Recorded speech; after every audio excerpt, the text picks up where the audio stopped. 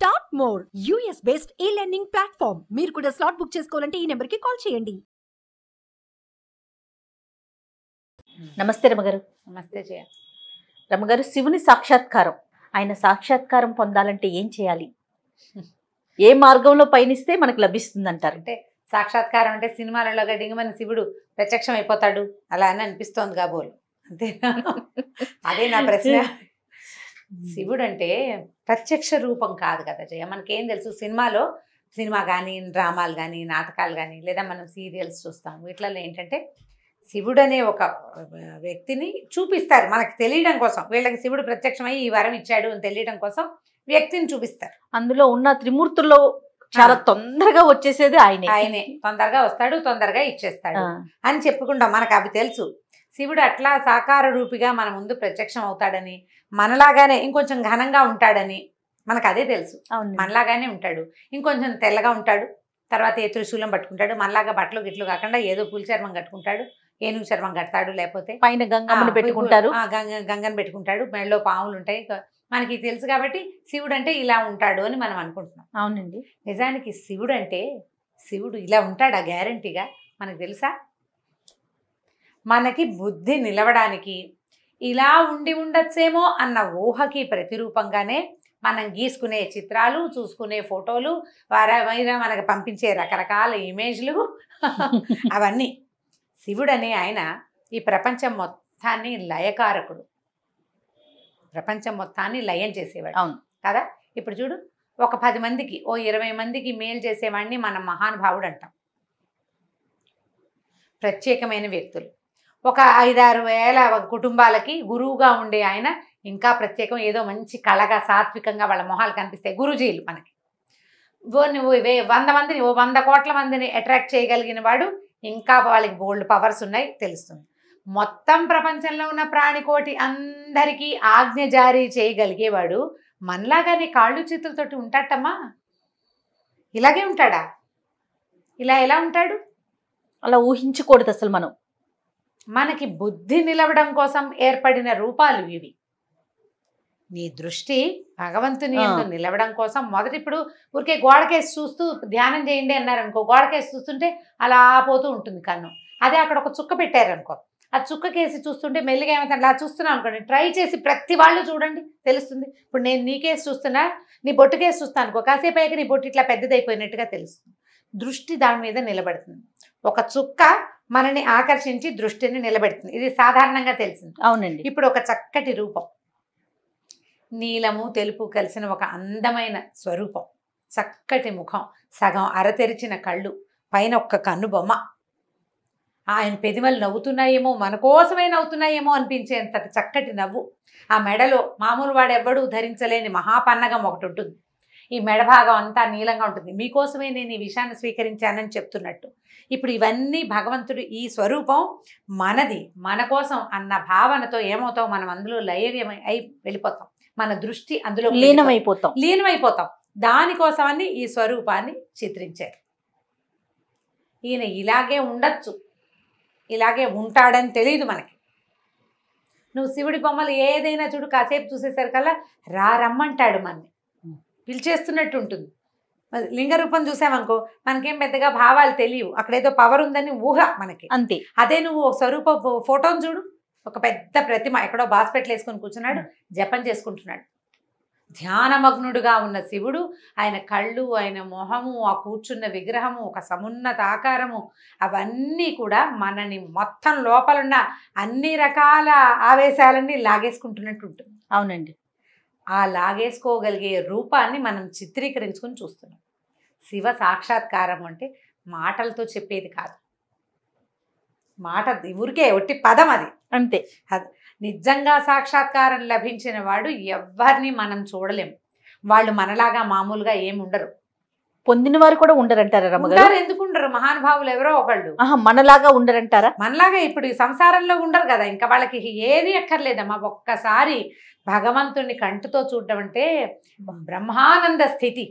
ఆ స్థితిని అనుభవించిన వాడికి ఇంకా ప్రపంచంతో పనే ఉంది. ఎవరు కావాలి ఆయనకి? ఇంకా ఏమీ అక్కర్లేదు, ఇక ఏ ఆశ లేదు. ఒక్కసారి భగవంతుణ్ణి కంటితోటి చూడగలిగిన వాడు, పైగా ప్రధానమైనది ఏంటంటే నేకెడ్ అయి భగవంతుణ్ణి చూడలేదు. ఈ కన్ను బయట ప్రపంచాన్ని చూస్తుంది. కన్ను వెనకాలేముందో కంటికి తెలుసా? కంట్లో ఒక నలుసు పడింది, అదేమిటో నువ్వు చెప్పగలవు? నా కంట్లో పడ్డ నలుసు నల్లగా ఆకుపచ్చగా 2 గీతలు ఉన్నాయి దాంట్లో అని చెప్తావా? నువ్వు అద్దంలో చూసుకోవాలి నువ్వు. అంతే. ఏమి కన్ను ప్రపంచం అంతటినీ చూస్తుంది కదా, దాన్ని ఎందుకు చూడదు? పోనీ నా రంగు ఏదో నా కంటికి తెలుసా? నేను అద్దంలో చూసుకుంటే తెలుస్తుంది. లేకపోతే పోనీ నీ కంటి వెనకాల 376 నెర్వ్స్ ఉంటాయి, ఏది ఒక నెర్వ్ని చూడమను. ప్రపంచాన్ని మాత్రమే చూడగలదు, బయటనే బాహ్యమైన దానినే చూస్తుంది. మన అవయవాలన్నీ కూడా బాహ్యంగానే ప్రవర్తిస్తాయి. ఇప్పుడు మనం చెవితో అన్ని శబ్దాలు వింటామా జయ? మన చెవి లోపల శూన్యం ఉంటుంది. ఆ శూన్యంలోకే ఈ సౌండ్ వెళ్ళి ఇది మెదడుకి తగిలి తెలియజేస్తుంది. ఆకాశం ఉంటుంది చెవి లోపల. శబ్ద గుణకం ఆకాశం అని చెప్తారు, ఎందుకంటే శబ్దాన్ని కలిగించేది ఆకాశం, అదే చెవిలో ఉంటుంది. చెవి కూడా అంతే, దాని లోపల శబ్దాలు తెలియదు. మెదడులో ఒక టప్పమని ఒక నరం పగిలింది, మన చెవి దాన్ని వినలేదు. మనకు మతిపోతే డాక్టర్ చెప్తాడు వీళ్ళకి మెదడులో నరం చిట్లిందండి అని. ఏమి బయట ప్రపంచాలు చీమ చిటుక్కుమన్నా ఒక గుడ్డు సూది పడినా వినపడుతుందే నీ చెవికి. తన లోపల తన వెనకాల నరం చిట్లింది, దానికి ఎందుకు తెలీదు? ప్రశ్నే. ఇప్పుడు బాహ్యేంద్రియాలు ఏవి భగవంతుణ్ణి చూడలేవు, ఇవన్నీ బయటకి ప్రసరించేవి. అంతరింద్రియంతో భగవంతుణ్ణి తెలుసుకోవాలి. ఇప్పుడు అంతరింద్రియం ఏమిటి? మనకు లోపల ఏముంది? మనసు, బుద్ధి, అహంకారము, చిత్తము, ఈ 4 శరీరం లోపల ఉన్నాయి మనకి. నీ మనసు ఎక్కడుంది? ఫలానా చోట ఉందని చెప్పగలమా? బుద్ధి, ఇది మెదడు, దీని పేరు మెదడు, దీంట్లో బుద్ధి ఉందా? ఉంటే ఉండొచ్చు, లేకపోతే లేకపోవచ్చు. చిత్తం, చిత్తశాంతి అనే పదం వాడుతుంటాం. అవునండి. ఏమిటి ఆ పదార్థం? చిత్తం, అది కూడా లోపలే ఉంటుంది. అహంకారం, అహంకారం లేనిదెవరు? నేను అనే భావన ఉంది చూసావా, అది ప్రతివాడికి ఉంటుంది. ఈ 4టిని మూసేస్తే అప్పుడు అంతరింద్రియం తెరుచుకుంటుంది. అంతర్నేత్రం భగవంతుణ్ణి చూడగలుగుతుంది. ఈ 4టితోటి కూడా మనం భగవంతుణ్ణి చేరలేం. ఇప్పుడు మనసు అన్ని చోట్లకి పరిగెడుతుంది. ఏది? ఆఫ్రికా వెళ్తావు నీ మనసుతోటి. ఈ ఆఫ్రికా ఎలా వెళ్తావు నువ్వు? ఆఫ్రికా ఈ మొత్తం ప్రపంచ పటంలో ఫలానా చోట ఉంది అని నువ్వు కంటితో చూసి తెలుసుకున్నావు. ఆఫ్రికాలో నల్లటి మనుషులు, ఎత్తైన వాళ్ళు, జీబు జుట్టు ఉన్న వాళ్ళు ఉన్నారని నువ్వు చదివాం, నీకు తెలుసు కదా. ఇప్పుడు ఆఫ్రికాకి ఫ్లైట్లో వెళ్ళాలి, అక్కడ కొబ్బరి చెట్లు ఉంటాయి, సముద్రాలు ఉంటాయి, అవన్నీ నీ ఊహ. నువ్వు ఏవేవి ఇక్కడ చదివేవో, ఏవి తెలుసుకున్నావో అక్కడికే నీ మనసు ప్రసరిస్తుంది. ఇక్కడి నుంచి నువ్వు ఆఫ్రికా వెళ్ళిపోతుంది నీ మనసు. నీకు ఆఫ్రికా అనే ప్లేస్ తెలిసి, పేరు తెలిసి, అక్కడ వీళ్ళంతా ఉంటారని తెలిసిన చోటకే నీ మనసు పరిగెడుతుంది. నీకు తెలియని ఒక విషయం వైపు నీ మనసు ఎలా వెళ్తుందో చెప్పు. కష్టం, వెళ్ళదు. అందుకంటే వేగమైనది ఏది అంటే మనసు కదా. నీకు తెలియని విషయానికి వెళ్తుందా మనసు? వెళ్ళదు. తెలిసిన వాటికే వెళ్తుంది. ఇవంతా తెలుసు నీకు, ప్రపంచం గురించి మొత్తం తెలుసు. కానీ కన్ను ఏం చూస్తుందో దాన్నే ఇప్పుడు మనసు తెలుసుకుంటుంది కదా. ఇప్పుడు మనసు కూడా తనకి తెలియని విషయం ఏమిటంటే భగవంతుడు అనే బ్రహ్మ పదార్థం మనసుకు తెలియదు. అది ఎప్పుడు చూడలేదు కదా. కన్ను చూస్తే మనసుకు తెలుస్తుంది, కన్ను చూడనప్పుడు మనసుకు ఎలా తెలుస్తుంది? చెవన్నా వినాలి. కన్ను చూడాలి, చెవి వినాలి, ఆ 2 జరగలేదు. జరగకపోతే మనసుకు తెలిసేదే లేదు. సో ఇప్పుడు మనసుతోటి కూడా మనం భగవంతుడిని చేరలేం, లాభం లేదు. మరి దేంతో వెళ్తావు భగవంతుడి దగ్గరికి? ఈ మనసు, బుద్ధి, అహంకారము, చిత్తము, ఈ 4 కూడా ప్రస్తుతపు జీవితాన్ని ముందుకు తీసుకెళ్ళటానికే మనకు ఉపకరిస్తాయి. కొత్త విషయాన్ని, జ్ఞానాన్ని పెంపొందించుకోవటానికి ఉపకరిస్తాయి. భగవంతుని చేరాలంటే వీటిని మాన్పాలి, వీటిని తగ్గించుకోవాలి, వీటిని వదిలిపెట్టేసేయాలి, మనసుని దాటి ప్రవర్తించాలి. ఇప్పుడు ఈ 4 అనుకుందాం. మనకు మామూలుగా ఇంద్రియాలు ఉన్నాయి. ఏమేమిటి? జ్ఞానేంద్రియాలు, పంచ జ్ఞానేంద్రియాలు, పంచ కర్మేంద్రియాలు. జనరల్గా తెలిసినవే కదా. కన్ను, ముక్కు, చెవి, నాలుక, చర్మం. ఓకే. అక్కడి నుంచి కాళ్ళు, చేతులు, లోపల ఉండే రహస్యవయవాలు, ఇవి మొత్తం కలిపి 10. అంతే కదా. అవునండి. ఈ 10 తోటి మనం అన్ని రకాల ప్రవర్తనలు చేస్తాం. అవును. ఇవి 10, లోపల ఉన్నవి 4. మనసు, బుద్ధి, అహంకారము, చిత్తము 4.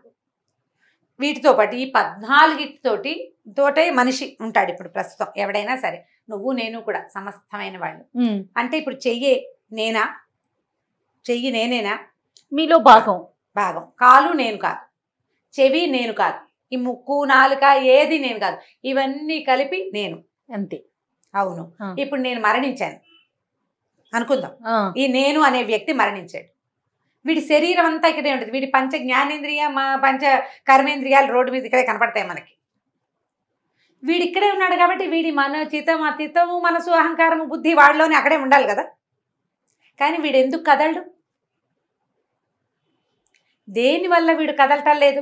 ఇంతకుముందు దేనివల్ల కదిలాడు, ఇప్పుడు దేనివల్ల కదలటం లేదు? ప్రాణం లేకపోవటంతో. ఇప్పుడు ప్రాణం అనే వస్తువు ఏమిటి? ఈ ప్రాణం ఎక్కడికి వెళ్ళింది? ప్రకృతిలో కలిసిపోయింది. ముందు ఎక్కడి నుంచి వచ్చింది? ప్రకృతి నుంచే వచ్చింది. ఇప్పుడు ఆన్సర్లు కరెక్ట్గా ఉన్నాయి నీ దగ్గర. ప్రకృతిలోంచి వచ్చిన ప్రాణం ఒక ఇంత చుక్కలోకి ప్రవేశించి వాడిని ఇంత ఇంత ఇంత ఇంత ఇలా చేసి కాళ్ళు చేతులు అన్నీ వచ్చేలాగా చేసి ఇంత వాడిని చేసి బయట పెట్టింది. ఇంతవాడు అంతవాడయ్యాడు. తర్వాత ఇలా వంగిపోయాడు, తర్వాత వెళ్ళిపోయాడు. ఇప్పుడు వీడికి ఇంతగా ఉన్నప్పుడు ఒకడే కదా. అవునండి, ఒకడేనా? ఇప్పుడు వీని ఇంత నుంచి ఇంత దాకా వాడితో పాటే ఉన్నది, ఇప్పుడు ఎక్కడికో వెళ్ళిపోయింది. వెళ్ళి ఏం చేస్తుంది? అది మళ్ళీ ఇంతలోకి ప్రవేశిస్తుంది. ఆ జీవం ఎక్కడో ప్రవేశిస్తుంది. ఖచ్చితంగా ప్రవేశిస్తుంది అమ్మగారు. తప్పేది లేదు.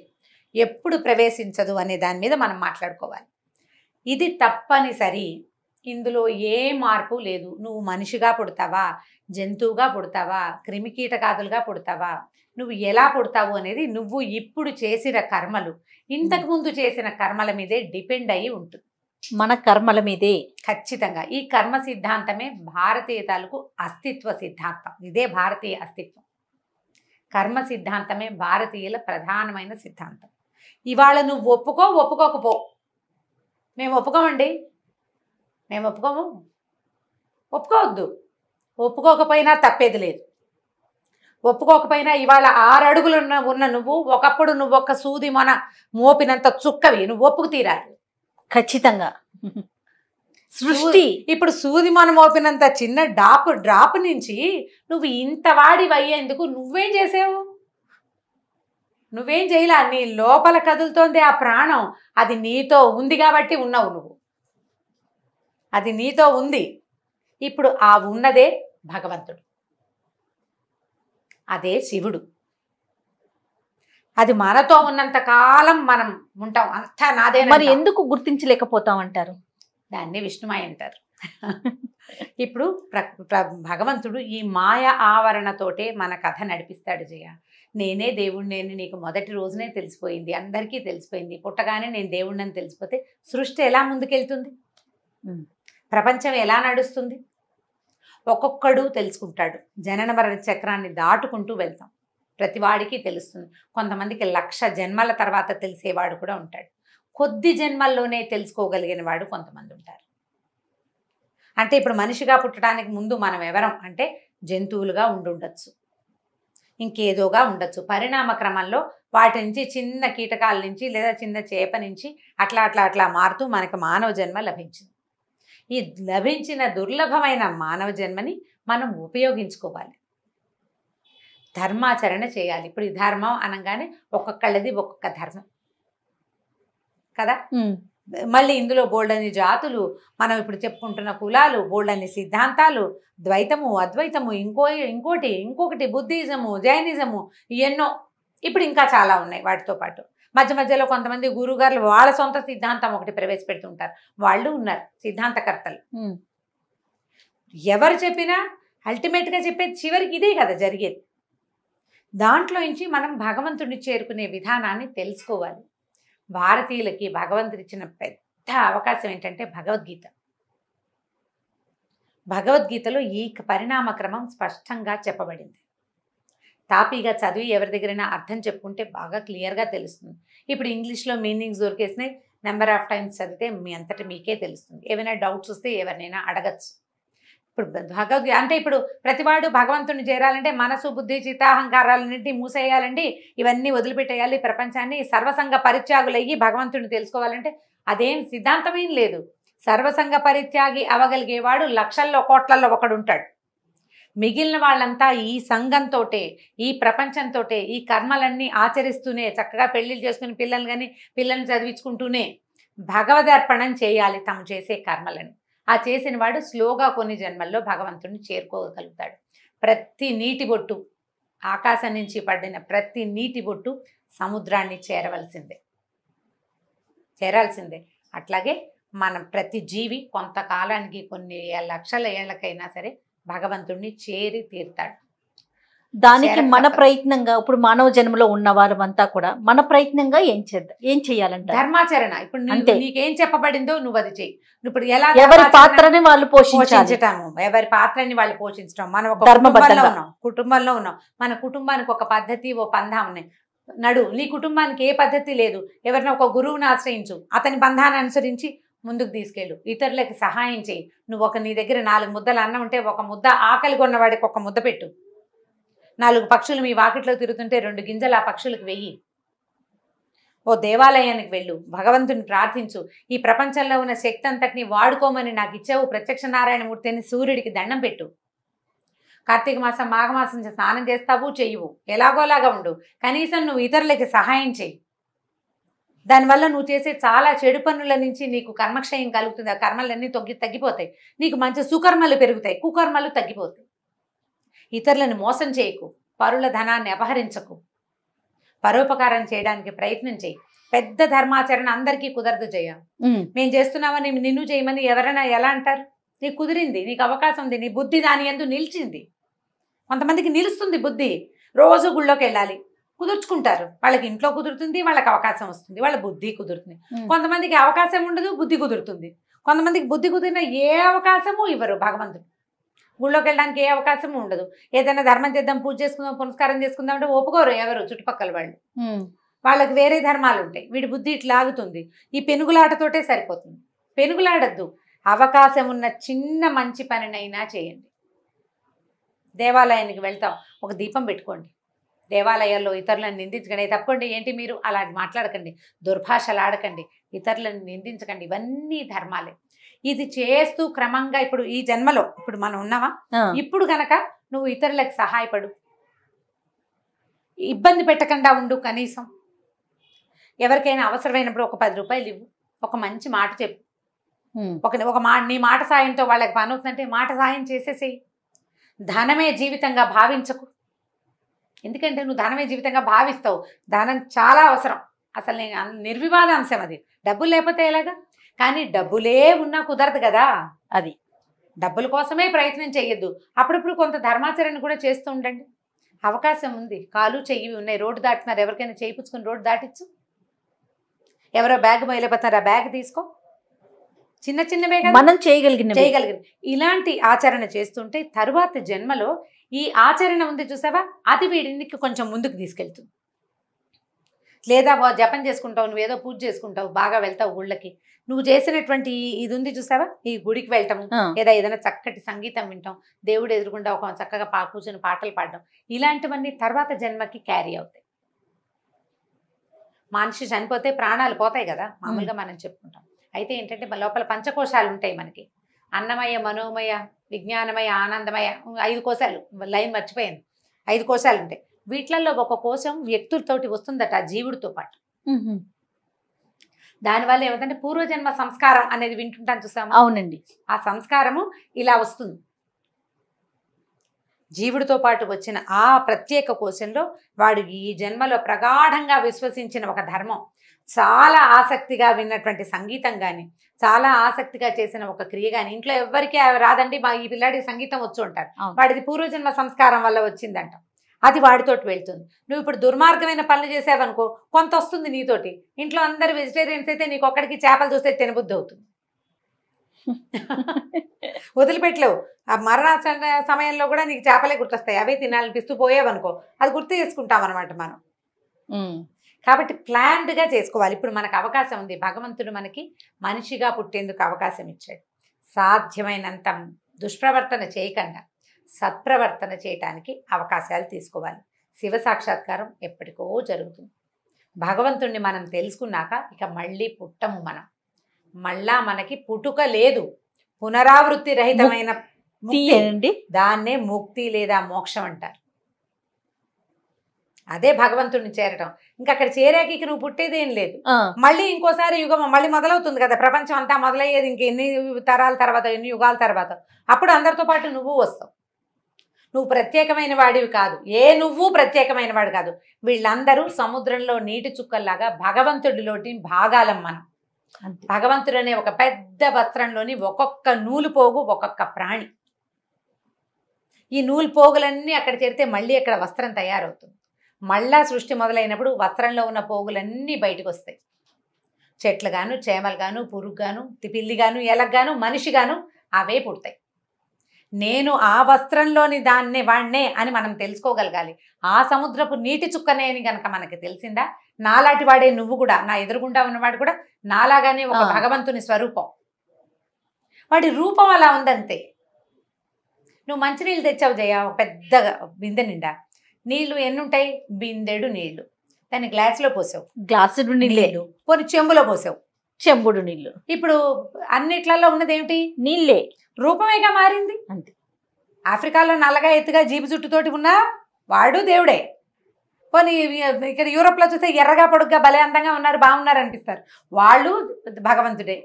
నువ్వు నేను కూడా, మనతో పాటు పిల్లి ఎలక అన్నీ కూడా మన కర్మానుభవాలను బట్టి మనం ఎలా పుడతాము, ఎక్కడ పుడతాము అవన్నీ నిర్దేశించబడతాయి. ఇప్పుడు మనం చేసేదే మన తర్వాత జన్మకి కారణం అవుతుంది. నువ్వు మంచివి చేస్తే నీకు మంచి జన్మ, లేదా నువ్వు చాలా అద్భుతమైన కార్యక్రమాలు చేసేస్తే నీకు పునరావృత్తి లేకుండా చక్కగా నువ్వు భగవంతుని చేరిపోతావు. మనకు భగవద్గీతలో చెప్తారు, అంత్యకాలంలో మరణించే సమయంలో నన్ను తలచిన వాడు నా వంటి వాడే అవుతాడని చెప్పాడట కృష్ణుడు. ఎప్పుడు అంత్యకాలంలో ఎలా తలుస్తారు జయ? అంత్యకాలంలో అమ్మో అయ్యో కుయ్యో మొర్రో అంటారు ఎవరైనా. ఎప్పుడు తలుచుకుంటాం మనం? నీకు నిత్యం రామకృష్ణ అనే అలవాటు ఉంటే, చచ్చిపోయి ప్రాణం పోతుంటే రామా ప్రాణం పోతోందిరా అనొచ్చు. సడన్ గా రామ ఎలా గుర్తొస్తాడు నీకు? రాడు. ఆ రామని, ఆ కృష్ణని, ఆ నారాయణుడు, ఆ గోవిందుడిని మనతోటి ఉంచుకోవాలి. అంటే నిత్యము నామపారాయణ చేయాలి, స్మరణ చేయాలి. లేదా మంచి మెథడ్ చెప్తాను జయ, ఇప్పటిదాకా ఎప్పుడూ చెప్పలేదు. పిల్లలకి చక్కగా దేవుడి పేర్లు పెట్టుకోండి. గోవింద, రామ, నారాయణ, కృష్ణ అని చక్కగా పిల్లవాడిని పిలుచుకుంటే ఆ పిలుపుతోటి ఉంటుంది. చచ్చిపోయేటప్పుడు పిల్లల్ని ఎలాగో తలుచుకుంటాం. ఆ పిలిచి పిలిచి పిలిచి కృష్ణుడు మనతోటి ఉంటాడు. మనం ఏం చేస్తాం ఇప్పుడు? యష్ మష్ కష్ అని ఇలాగ చివరి అక్షరాలు 2 అక్షరాలు ఉండాలి, 2వ అక్షరం హలంతం ఉండాలి. ఎలాగోలాగా కొత్తగా పెట్టాలనుకుంటాం. అందులో మళ్ళీ ఒక అక్షరంతోనే పిలుస్తాం. కొత్త అక్షరంలోనే ఒకే అక్షరంలో పిలుస్తున్నాం. అదేదో సినిమాలో లీ అని పిలుస్తుంటారు వాడిని. లీ అనేది పిలిపేయటం విచిత్రంగా ఉంటుంది. లీ అని పే అని పిలుచుకోకుండా చక్కగా దేవుడి పేర్లు కనుక పెట్టుకున్నామంటే చక్కగా దేవుడి పేరుని పిలుచుకుంటూ ఉండొచ్చు రోజంతా. దీని మీద మన కార్తీక పురాణంలో ఒక కథ కూడా ఉంది, అజామిళుడి కథ. అందులో నారాయణ నారాయణ అని పిలుస్తాడు. చచ్చిపోయేటప్పుడు కొడుకుని పిలుస్తాడు ఆయన. నారాయణ దూతలు వచ్చేస్తారు, విష్ణు పార్షదులు వచ్చి తీసుకెళ్ళిపోతారు అతను. కాబట్టి చక్కగా పిల్లలకి ఈ పేర్లు పెట్టుకోండి. భగవత్ సాక్షాత్కారం బహుసులువుగా జరుగుతుంది. మనకి ఇచ్చిన ఈ జన్మను ఉపయోగించుకొని తోటి వారికి మనం చేయగలిగినంత ఉపకారం చేయాలి. అంతే. రైట్ అమ్మగారు, నమస్తే. నమస్తే జయ. ఈ వీడియో కనుక మీకు నచ్చినట్లయితే లైక్ చేయండి, షేర్ చేయండి. మరిన్ని వీడియోస్ కోసం మా ఛానల్ని సబ్స్క్రైబ్ చేసుకోండి.